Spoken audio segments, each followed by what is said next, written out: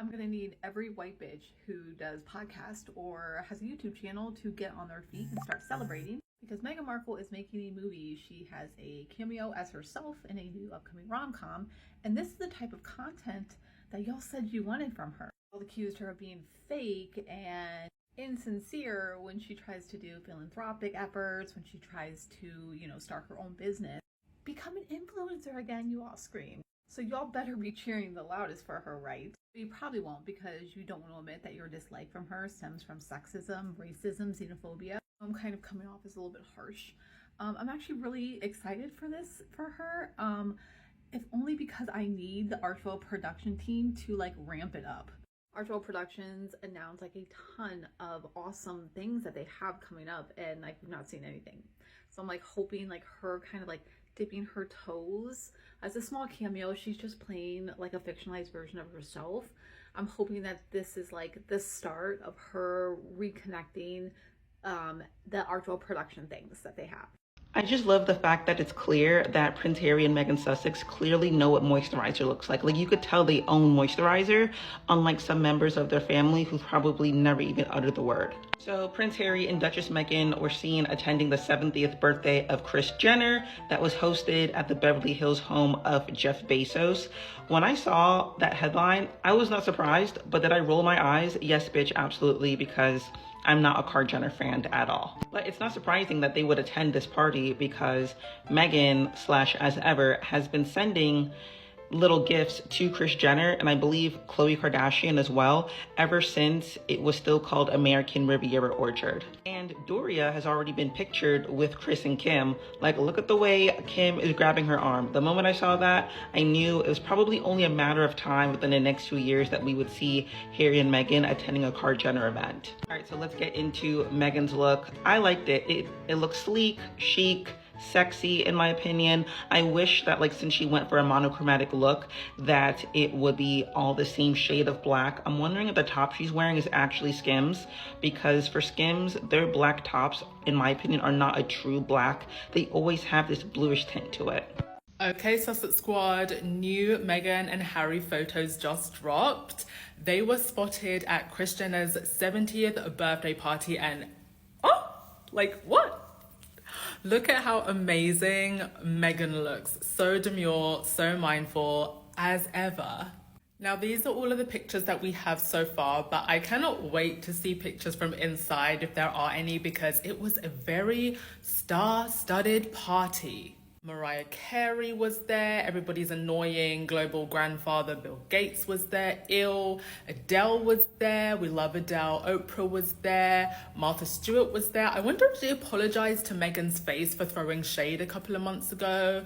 Snoop Dogg was there. Now, Meghan and Kris Jenner and the Kardashians have been connecting for some time, and I'm not really a fan of the Kardashians. I don't like them, but one thing I will say is, for a very, very long time, the British tabloids used the whole idea of Meghan being a celebrity, like a Kardashian, as a way of insulting her. But they're not like the royal family, born into generational wealth. They don't mooch off of the taxpayers. They've actually just built their own businesses. They're pretty self-made, as was Meghan before she married into the royal family. So the way in which they were using the whole idea of, Meghan's like a Kardashian, she's like a reality TV star, as a way of insulting her, I'm kind of loving that they connected in this way, if only just because I love the underlying shade of it all. And Meghan has sent the Kardashians some gifts from her product lines before.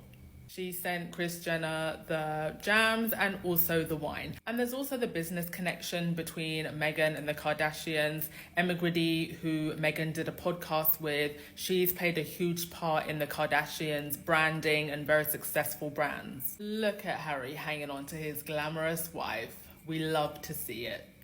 Out for one of the most glamorous nights of the year. Kris Jenner's Bond-themed 70th birthday party, hosted at Jeff Bezos' Beverly Hills mansion. The event was packed with A-listers from every corner of Hollywood and business. Justin Bieber, Martha Stewart, that should be interesting, Kim Kardashian, Bill Gates, and Mark Zuckerberg. And yet, all eyes were on Meghan and Harry. Meghan Sussex looked radiant in a long black skirt, a sleek top, peep-toe heels, and sparkling drop earrings. Prince Harry complimented her perfectly in a classic tuxedo with a black bow tie and a red poppy pin to his lapel. A subtle, respectful nod to remembrance. Together, they embodied royal grace and sophistication. This was a couple confident in who they are, unbothered, elegant, and connected to circles that actually value success and individuality. While others gossip from the sidelines, Meghan and Harry are in rooms that matter, standing shoulder to shoulder with icons, innovators, and power players. It's not just about fashion or fame. It's about presence. Every time they show up, they remind the world that dignity and authenticity will always outshine the noise. Meghan and Harry have built a life defined in purpose, privacy, and power. And this night was proof that they belong exactly where they... Prince Andrew could have been king. I mean, you know, if things had worked out differently, if Charles had got killed on that ski slope, 30 years ago, now you can get into a big kind of a debate or argument about whether his life would have been very different had he been the heir rather than the spare, but it's entirely possible and credible that it wouldn't, and that he would have had these predilections or whatever, and he would have had this story, and clearly then he would have had to abdicate, or he would clearly have had to sort of step back from things. And this is the problem with hereditary monarchy, is like, yeah, for every Queen Elizabeth, you get a Prince Andrew. And for every good king or a good queen, you potentially get a real wrong 'un. And, that is just inherent and inevitable. And not only that, I actually think the strongest argument is for them. I think their lives are absurd. I think they live in a gilded cage where they have no freedom to decide anything that they want to do. I was reading a story today. So apparently that Prince Andrew, at one point was so helpless because, he has a cook following him everywhere he went that, he decided that this cook was going off on a sort of Christmas party or whatever, and he called them back because he was desperate to have a baked potato. Such is the kind of like infantile life. Yeah, I'm sure. I'm sure. But such is the kind of infantilization of these people that we basically breed this family to have an infantile, miserable life. And I think that's the strongest argument is for them rather than for us. Do you know what though? I mean, there are a lot of people in public life who leave office, some very young, and find that they are pursued forever by their, bodyguards or their personal security or whatever. And they also have these incredibly trapped, gilded lives, right? I mean, It doesn't have But they chose to be there. They chose it. So, And the royals don't. Yeah. that's a fair point. But I do think that on the stability front, they do give us something. And, you started kind of when you kind of made the quip about, are we talking about a Republican Party? You think, well, would you rather have Donald Trump as your head of state or King Charles? Broadly speaking, I'm kind of happy with where we are at the moment. We'd have someone else. We'd have a British. I mean, maybe we'd have a Farage, but at least the public would have chosen him. We talked about accountability and, the kind of finances needed to be less opaque and there must be much more transparency. I think once you do that, though, what are you left with? You're left with this family that looks slightly dysfunctional, like many other families, but probably worse. And then you've kind of destroyed the mystique of it. I think if you're happy with the monarchy, I'm pro-monarchy. Well, yeah, I think if you're happy with the monarchy, you have to be happy with a gold piano. Yeah, exactly. And a castle and a palace. Carriage, it's like wait till they find out. Exactly. Wait till they find out about the palaces. Yeah. But except that loads of other monarchies don't operate that way, and they're very successful.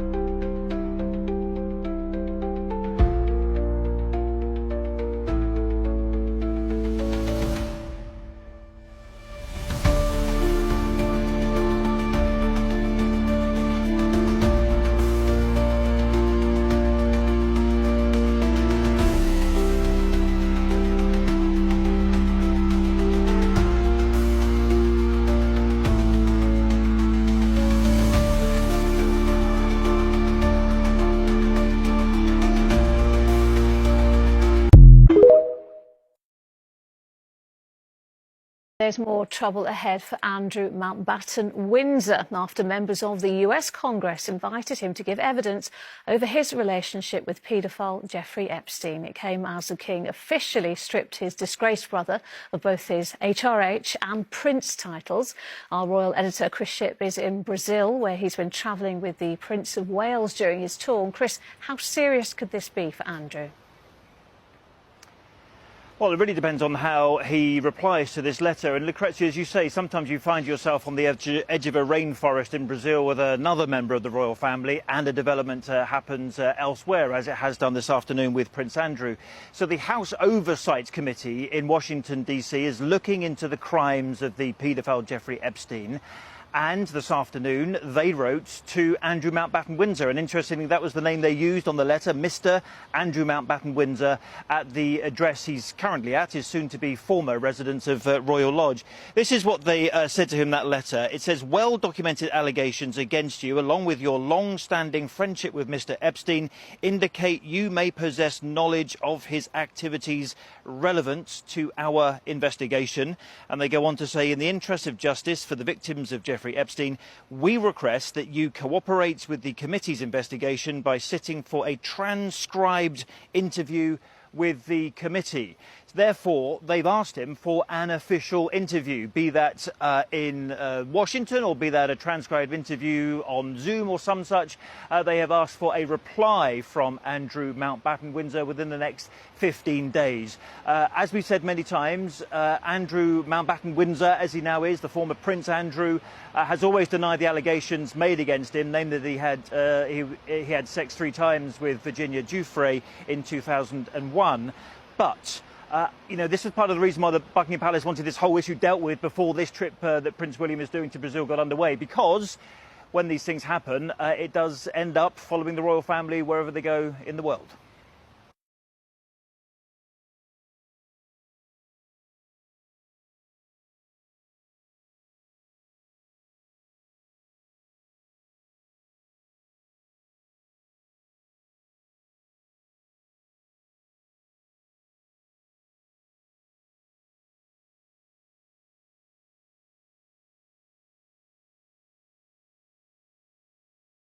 I came across this quote by Vivian Gornick, who's an American feminist critic and a journalist. And it says, the cruelty of women to other women is often a kind of self-hatred in disguise. Nowhere is that more visible than the hate campaign towards Megan Sussex. It's women consumed by jealousy and insecurity who have turned cruelty into an identity. They hate Megan because of what she represents. She's educated, she's beautiful, she's self-made, married to a prince, and she walked away from an empire that demanded her obedience. She said no. And that word broke the illusion they live under. These women confuse submission for virtue. Their sense of worth depends on being liked and tolerated. Megan exposes that every time they hate on her. She is what they never had the courage to be. They make fun of her voice. They dissect her clothes. They invent conspiracies to feed their envy. They say she's fake,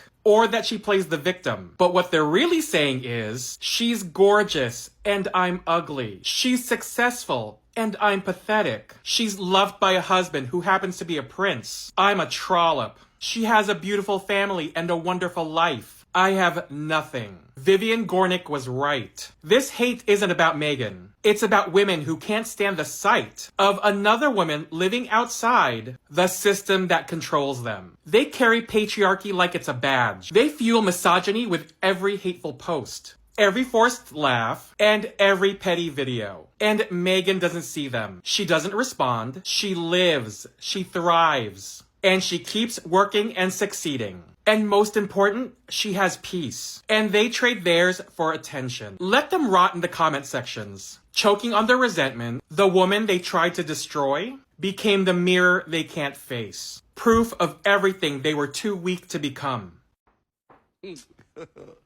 God have mercy upon us.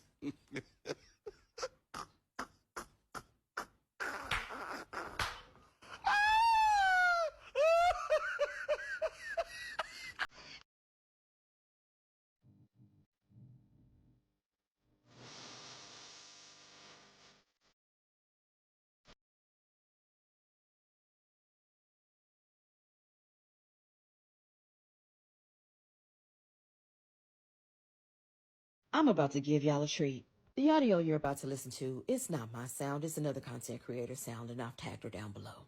This is probably the best thing I've heard all year. And when I tell you that sis ate, that's an understatement. She's about to devour. Ever allowed to hate Meghan Markle. I'm so serious. If I was Kate Middleton, I would despise Meghan Markle. Just walk with me, okay? When I was little, that was like when Will and Kate mania like really hit the world because they got married.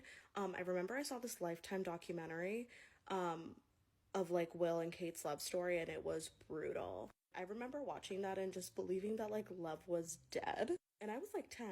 I just remember like he dogged her. Like she had to sacrifice her dignity, self-worth, any modicum of self-respect that she had in order to chase William. The media called her Waity Katie because he would just like go out with girls, never propose to her. He like broke up with her a bunch of times. Like he just remained adamant about never committing to her, and like a kicked dog, she came back to him every single time. And so you married him. You married the guy that made you look like a fool in front of your entire country. No one respects you. And he cheats on you. He's balding. He could get hair plugs. He just chooses not to. And here comes the younger, more charismatic brother. I mean, Prince Harry is horrible in his personally, own I don't right, think right? Prince Like, Harry is a remember when bad person, Unprovoked but told hey, us that he sis killed is 25 entitled to people in her own Afghanistan, opinion. And we were like, what? But I digress. Here comes the more charismatic younger brother. People say he has Diana's spirit. People say, oh, we can tell the older one's Prince Charles's boy, but this is Diana's son. He comes in with a woman that's prettier than you. She has her dignity intact. She had a career before him, and she only bagged him in a year. I'd go fucking feral. I'd go feral. I'd black out in rage. Like, I would only see red. Oh, you'd have to sedate me. You'd have to sedate me. Like, you would literally, like, straitjacket. Like, I'm so serious. It's honestly a true testament of her resilience that she hasn't killed herself. Like, seriously? The way William treats Kate Middleton, like, you would think she was Hitler in a past life. I'm so serious. Like, what did she do to deserve Prince William? Like, that's some generational cursed shit. Like, she must have had an ancestor that was truly so brutal that a generational curse hit her like a fucking ton of bricks in the face in order to get Prince William. Like, oh yeah, Kate Middleton's the only person in the UK that I'm like, yeah, let her hate Meghan Markle. She doesn't get much, so let her have this. God have mercy upon us.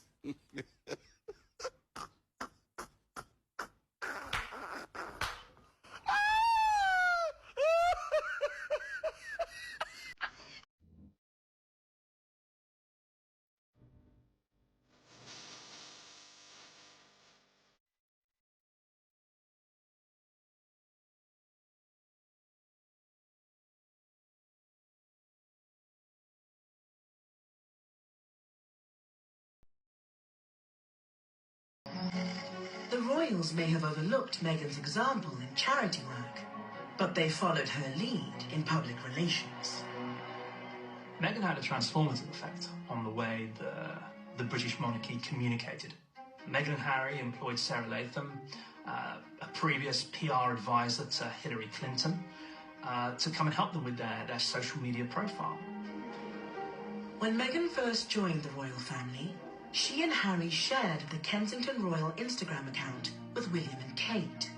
But from April 2019 onwards, Meghan and Harry launched their own channel, Sussex Royal. On advice from branding experts, they interspersed their pictures with distinctive graphics and showcased inspirational quotes from figures like Archbishop Desmond Tutu, the Dalai Lama, and Harry's mother, Princess Diana. What they did was professionalize the way they communicated via social media. Carefully edited video clips, beautifully curated photographs. It's about creating a community. It can't just be, oh, here's a static post and here's some information in the body of the text. And sometimes it just takes one person to do something a little bit different for other people to join them, especially the younger generation. She really is just using social media like any other millennial. On the launch day of the Sussex Royal brand, it picked up more than 1 million followers in its first 6 hours. Meghan Markle knows how to use social media, while Will and Kate were a bit slower and more formal. She had that light and deft touch. I suspect that created resentment. Soon after Meghan transformed royal social media, William and Kate followed her example. They steered clear of inspirational quotes, but used graphics and Kate's charming photographs to keep their followers engaged. It certainly made William and Kate raise their game. They hired a new head of social media, someone who then started doing all their own content so they could do it, put it on their Twitter and their Instagram. I remember at the time thinking, this is such a seismic blow for the royal family, because Meghan and Harry are so successful and so cool and have so much to offer. What is so rotten within the royal family that it's so bad for these superstars to walk away. Even so, some commentators now see Meghan's departure as a missed opportunity. The royals had lost their biracial duchess, one of the few family members other than Queen Elizabeth to inspire global interest. Morning friends, happy Saturday, how the heck you doing? And it's really interesting in the UK how reputable digital media stations, this one is LBC, it's a radio station, are really changing their tune on the non-working taxpayer-funded royal family. I listen to LBC extensively when I'm sat here at my desk working. I also listen to it in the evenings because I'm not a big TV person. It's mainly presenters discussing topics and people ring in to give their opinion. It's kind of a 24-hour-a-day, 7-day-a-week talk show. Andrew's fall exposes a royal family struggling to stay relevant, and that is absolutely true. That headline is true, and it was debated by members of the public and experts on this radio station. You've got William flying to COP in a private jet, all those air miles going to Brazil. He's previously stayed on a super yacht, which is one of the most carbon unfriendly vehicles on the planet. He's taken multiple holidays all on private jets this year. So the hypocrisy from William is off the scale. Him lecturing poorer people on how to live their lives is absolutely disgusting. The whole family have got nothing to add to 2025. They've been detached and they've been taking the money for years without wanting or being able to make any effort to be useful or give a return on investment. They don't want to do it and they can't do it, and they are no longer relevant. We don't need them.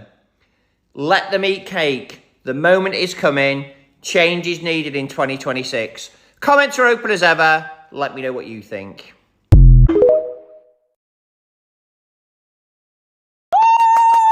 Duchess of Sussex just landed a big one. She got her holiday jams, that trio gift set that she just launched on the Oprah's Favorite Things 2025 list.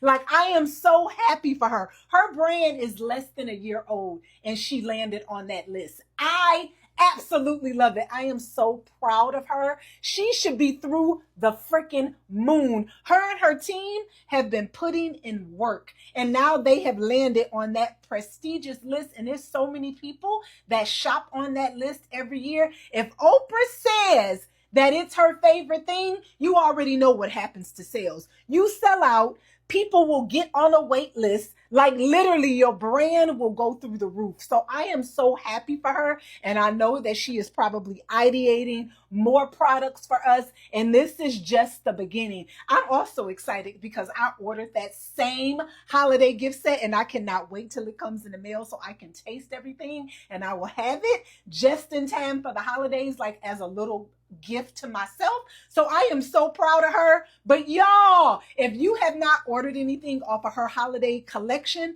please go to the As Ever website and do it right now. Hello my people, Lady Rosie here. How y'all doing? My voice is not really doing good today for some reason. I don't know. Because, you know, I've been thinking about these lazy people. I mean, oh gosh. How y'all doing, family? All my new subscribers, you're welcome. And my returning subscribers, you all know I love you. Guys.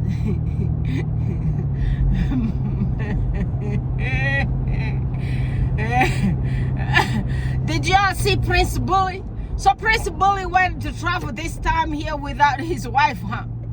What's going on? So he went to travel without Middleton. So Mumbleton, what's going on with Mumbleton? Mumbleton got benched. Mumbleton got put aside.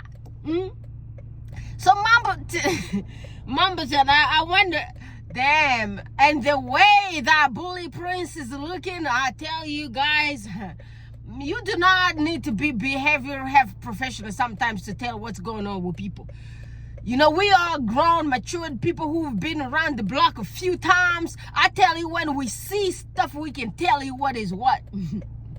This guy is so miserable. He is so miserable by that. He's trying to force everything. But guess what? Did you all see what His Royal Highness Prince Harry is doing down in Canada? He got invited. He's a statesman like the real one. He got invited by the Canadian government. And y'all saw how he was welcomed and how he was treated. That guy looks slick. He walks around looking like a statesman that he is. He is actually the real king, future king of England. When you see Prince Harry, you see the sense of authority. When you see this other one, Bully, I mean, you just see curse on him. He is like a smothered in a bad luck. He's smothered in curse. He's smothered in all bad stuff that you can name out here. Because what you do to others will always show onto you. What are you projecting onto others? All the bad stuff that you're pushing onto other innocent people, guess what? God is going to make you wear those ones like a robe, like the honor robe that you're going to be walking around with. Dude looks so miserable. Dude look like he half dead. He looks like there's some bad thing happening to him. And guess what? His mama ain't playing either. You know that mama is hanging out somewhere in heaven. That lady did help people out here. She had a good heart. And somebody came out here and lived her. And this kid came out here, called her paranoid. How do you call your mama paranoid? The same media that did the same damn thing to you, and you went out there, sued the media. Before suing them, they gave you settlement. You took millions of dollars in your pocket. And here you sitting down there, a woman, powerless woman who gave birth to you, carried you for 9 months. You threw her under the bus. You called her paranoid because of power. And you know what you did. And that lady, she was not playing with you. She came, snatched all that beautiful hair that she gave birth to and put on your head. All the look that you used to have when we were teenagers. Dude, you used to look fine. I'm telling you, sin is gonna make you look a certain way. And that is what you see on Bully. That's what you see on Prince Bully. You know, that kid used to look fine of them all. But baby, the mother came and took all the look and put it on your little brother, because you know when you're cursed, the curse ain't gonna go too far. It's just gonna come close there and it's gonna switch up on you like a light switch. Click, click, click, click. Ah man, you is shocking, aren't you? You should be. And y'all saw this little article out here. They brought about his wife, his ex-wife, that one there, the baby machine, the surrogate. Mumbleton. They say Mumbleton also did sit down there to help remove Prince Peter's titles. These people trying to make this girl relevant by all means, but guess what? We ain't no dumb. We know that woman has no saying even at her own dinner table, at her own home. She ain't got no even choice to choose and pick the dishes that she want to eat for the day. And you know why that is? Because there's a menu that is already well elaborated in that home there. So you cannot ask to eat the Indian food that they said that she liked. She craves Indian food with curry.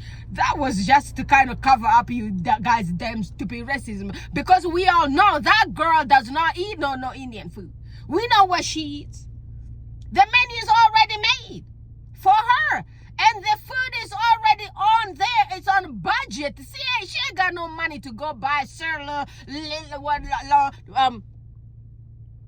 what was that? She ain't got no money to go buy no steak. No. She ain't got no money to buy no that damn thing, put her own menu. That place is already, it's a old medieval time monarchy that is out there ruling and ruling on people. And you know mostly who is ruling? It's ruling the people in their family. And the people in the family, this surrogate Middleton did pop up in there just to be who they really brought her in there to be. She ain't got no voice. That kid can't say no damn thing. She has no saying or no damn thing in her entire life. That's what it is. You can't tell me otherwise. Princess Diana came out here and told us. This one here, Peggy Epstein came out. She told us too. Peggy Epstein, come on out here, come tell people. Andrew Epstein, Peggy Epstein. Guys, y'all need to leave me alone. I need to focus on my driving, guys.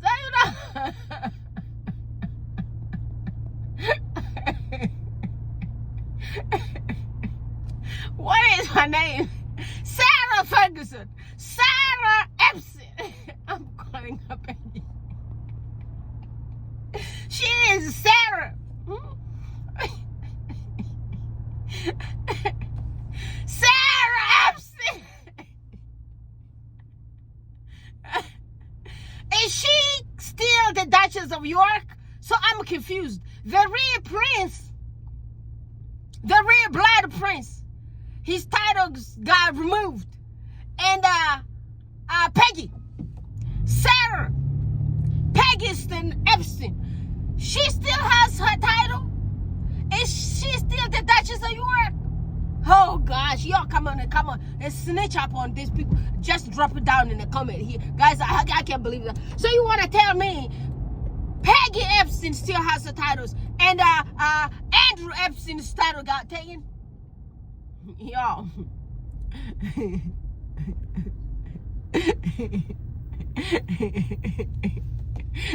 And y'all, did y'all guys see David Beckham? David Beckham is no sir. And I saw in a minute his wife's title also got changed on the Willie Leaks website. That Willie Leaks will be changing overnight. Yeah, she ain't no Victoria no more. She's Lady Beckham nowadays. I wonder if they're gonna change her fashion design name too. Lady Beckham. So what does that mean? Does that mean right now here they have rights to do whatever they want? Huh? Hey, UK people, come on, tell us what's gonna happen. They got all those sir and lady. What's that gonna do? I'm a lady since a long time ago. That ain't changing nothing. Oh yeah, if y'all don't know, my mama was a princess. Oh yes. I'm just telling y'all.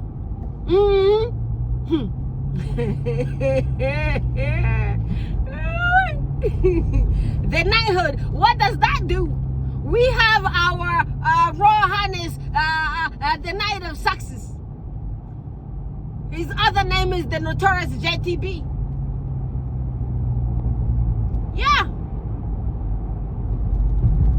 Well, maybe we need to start calling the Notorious JTB like a Sir Sussexes. Something. Yeah, we need to figure out something. And we need to start with the Baron. You know, Baron already has his title. And we need to start calling him Sir too. Sir Sussexes. All of them. So he's always going by the last name, huh?